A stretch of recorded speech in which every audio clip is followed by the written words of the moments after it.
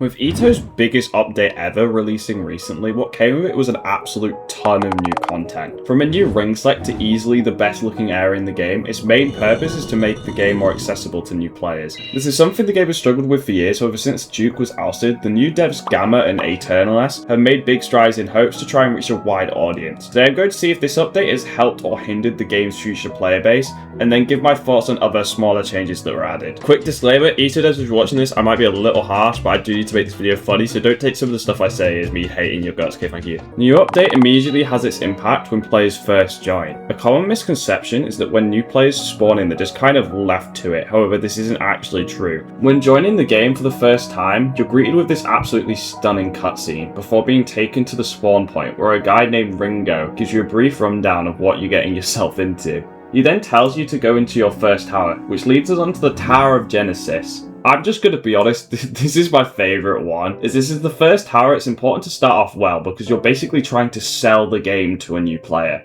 The best touch for me is the way it keeps the trees in the main lobby inside the tower, as well as the thing they do with the clouds further up in the gates at the end. It actually makes the tower feel more connected to the area. This tower isn't really meant to teach you anything unlike the others, other than just needing to climb up a tower, but it's still really good. The vibes are on point, and if I were a new player, I would definitely keep on playing. Once you've beaten the tower, Ringo briefly joins you again before leaving you to make your own journey and explore the lobby. Speaking of the lobby, this is sick, man! Oh, I love the new devs.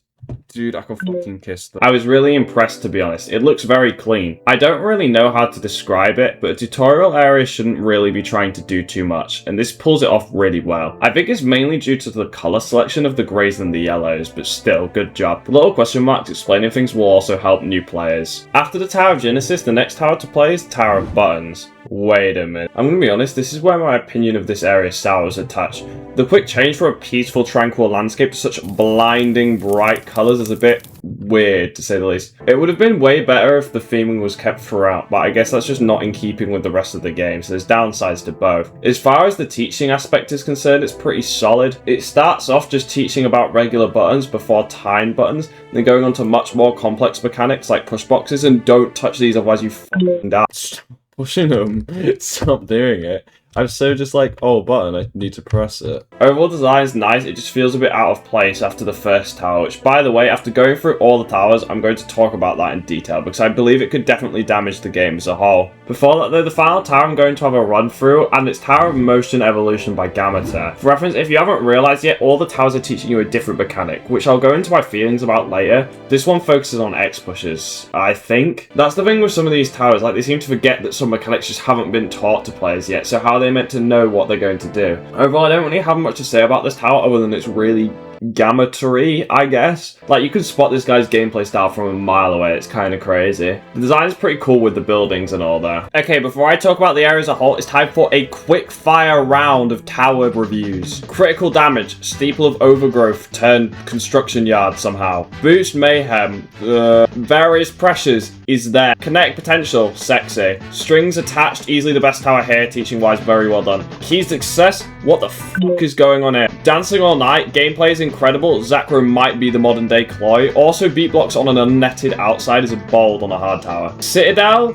Oh my god, the Citadel. Hold on. Right. First of all, I'm not going to discuss the secret ending because I haven't played it yet, because I don't want to, because what the fuck is even this? I thought I was going to be playing a nice, relaxing Citadel, you know, for like maybe 20 minutes. But little do I know, I'm playing for an hour and a half. Just look at the last 3 floors, right? You don't need all this. And for the nerds in the comments going, there's a 30-minute sign on the board, you should know better. Anyway, I'm going to hug my body pillow. It's a hard Citadel, man. I assumed I could maybe beat that time. Maybe I'm just washed, I don't know. Like, this Citadel drags for so long, it's unbelievable. In my opinion, it should be like a 20-minute at max, because let's be honest, people playing the Citadel have not been playing this game for long, so they might not be dedicated enough to spend an hour and a half on a video game. Anyways, now it's time to look at the area as a whole. Okay, so I'm not going to judge this area on simply whether it's good or not, because at the end of the day, that's not what it's here to do. The true success of the area will be judged on whether it can bring new players to the game, and the answer to that question is maybe. There's no doubt in my mind that this will help, as this is obviously better than just a tutorial tower in Ring 1, but sometimes some of the decisions just felt a bit off. The first couple towers felt actually useful, but by the time you got to the beginner towers, especially towers like Tower of Various Pressure, it just kind of feels like it's being dragged out. I get the whole idea of trying to teach every mechanic, but to a certain point, like, they can just learn it themselves. Like, do we really need a whole tower just based around pushing things? Like, most of the X-pusher mechanics had already been used in the first tower, so why not just add a sign there telling you can push them and call it a day? One thing I think was a good idea is sectioning off the first 3 towers from the rest though. When first playing this game, there's nothing more exciting than unlocking new areas.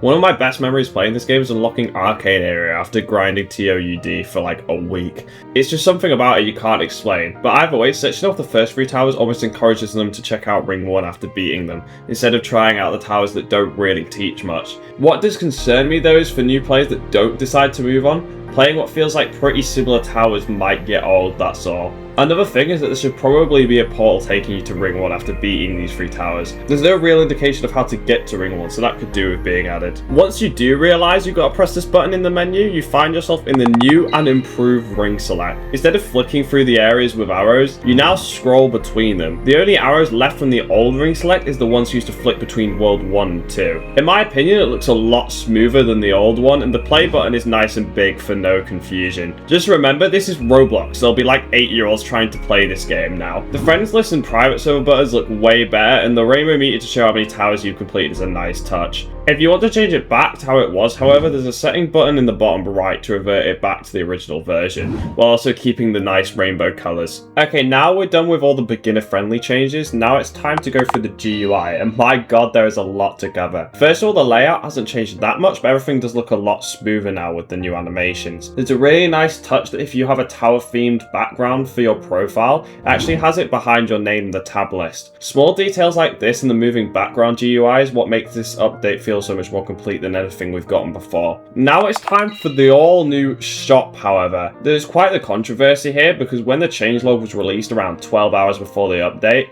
they were using crates. I was so excited to see everyone constantly rolling crates just to find out they got the gender fluid trailers of the non-binary trail. Yeah, people weren't happy about this, so instead they made a change. Now every item is in the shop, but only certain items are available every day. There's different rarities of items, but this is more just something left over from the crates and isn't really necessary. What came with this though is the dance battle update. As writing this script, only 5 emotes have been available in the shop, but I gotta say they're actually really good. My favourite emote is this one because what are you doing when the gang pulls up and they're hitting this on you? The only thing is 2 out of 5 of the emotes so far have just been you having a seizure, so if we keep going at this rate, 10 out of 25 emotes will just be you looking like Pi Jupiter after 1 milliliter of caffeine. The way you earn tickets has now also changed. Monthly challenges have been completely spited from existence for now in place of getting tickets from beating towers with harder towers or wanting more. I was never really a massive monthly challenge guy, so personally I don't mind this change, but it does mean monthly towers are no more, which is a shame. The only other thing of note is that difficulty trails got revamped, and they look slightly more interesting now. The only other thing of note that I forgot to mention was that tools have been changed. They completely got rid of the tools menu. You have to now like drag stuff in. I'm gonna be honest, I'll probably get used to it, but I really don't like it. And then to enable and disable them, you gotta like left and right click. It's really weird. I don't like it. I think they should add the tools menu back. Anyway, it's time for a final conclusion. So I mean, hopefully this gets more players. The only real way we're going to be able to tell is if the game's player count increases over the next year or so, but I do think it will. The combination of the game being more beginner friendly and the new GUI will definitely help. The game now feels like it's caught up to Roblox's standards rather than someone's side project that's lasted a while. But who knows? Comment your thoughts on the new update below as I'm keen to see what others think. Thank you for watching, thank you to my on screen, have a good weekend everyone.